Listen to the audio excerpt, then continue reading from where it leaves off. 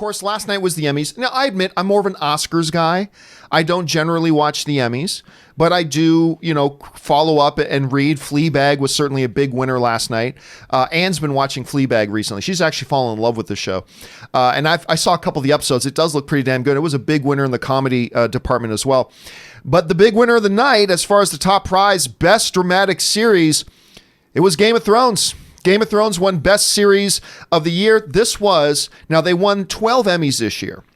The two they took last night was Peter Dinklage won, I think it was his fourth time winning. It's just crazy. He's been so good in this show. And of course, Game of Thrones wins Best Dramatic Series. It takes the top prize as well. Wrap your heads around this, everybody. Game of Thrones, in its run, has won 59 Emmys. Wow. In its run. 59. Most shows would kill to get 55 nominations, and its nominations range into the hundreds. It literally is in the hundreds of times it was nominated. It won 59 Emmys, including last night, and won that. Now, look, let me be very, very clear here, because everybody knows I was a big fan of this season of Game of Thrones. I love this season of Game of Thrones. Game of Thrones winning the Emmy last night does not mean that if you are somebody who didn't like this season of Game of Thrones, it winning the Emmy for Best Series does not mean you're wrong in not liking it, not in the least. Any more than if it didn't win, or maybe even wasn't even nominated, that wouldn't have meant that I was wrong for loving it at all. But it's just a nice additional little feather in its cap to send it on its way. This has been an iconic, all-time sort of show. I don't know that any television show ever in history has had, and I'm not just talking about this season in particular, but has had the pop cultural influence that Game of Thrones has had. And I guess last night, just one last time for its big swan song at the Emmys, one last way to go out, and it goes out winning Best Series.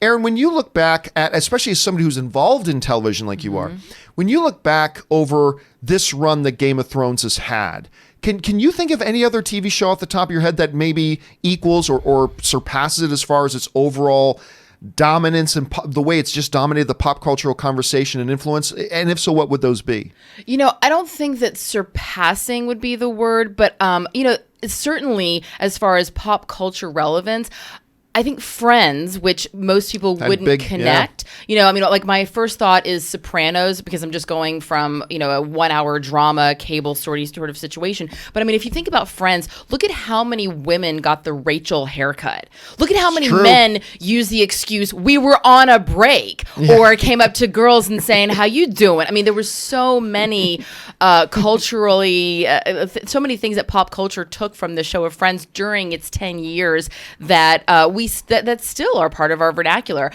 So Friends would be one that would definitely jump out to me. One of the things that I love about the photo that you just showed is Gwendolyn Christie, behind J.R.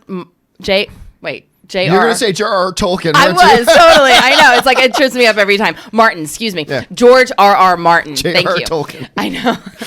Not that far off as far as genre goes. I love the photo of her as she's back there smiling so brightly, standing right in the center. This woman who said, you know what? I know that you weren't going to submit me for an Emmy, so I'm going to submit myself for an Emmy, and I'm going to get that nomination, which is really weird because every single show that I've been a series regular on, they've submitted me for Emmy consideration. That's what you do.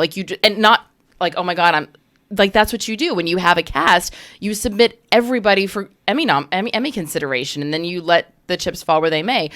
So it's weird to me that she wasn't submitted, because I thought it was just sort of a thing. I remember a friend of mine was like, oh my God, I was submitted. I was like, calm down. Everyone's submitted. That's the way it goes.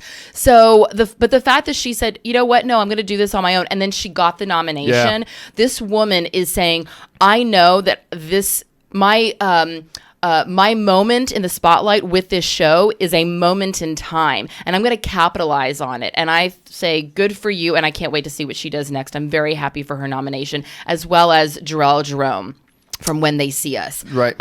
I'm so happy about that. Rob, you've watched Game of Thrones from the beginning all the way through. Now it gives us an opportunity to kind of reflect back. I'm a Throny. You're a Throny. I'm a gamer. The overall it's like being a brony, but different. Significantly different. As you look at this thing, though, what overall thoughts come to your mind? Well, look, whether you like the final season of Game of Thrones or not, it's one of the most staggering achievements in the television medium ever. The scope of the show, the ambition of the show, the breadth of, the acting, the talent, the people that coordinating over multiple countries on each season. It stands as a pinnacle of what television is capable of. And the fact that it's a literary adaptation to boot, I think Game of Thrones stands as a shining achievement of what Hollywood and indeed the entertainment industry does best. So kudos to that show. I mean, and my God, how many actors that we'd never seen before have been brought to our attention because of that? Yeah. You had people like people that grew up in front of us, Maisie Williams. Yeah. Going from that little girl to killing the Night King. Absolutely. And, Sansa Stark went to like your annoying little sister to a girl that you're like, oh, yeah, I'm going to marry Jonas Brother. Good for you. Yeah, all right. Shawing. But, it's an incredible...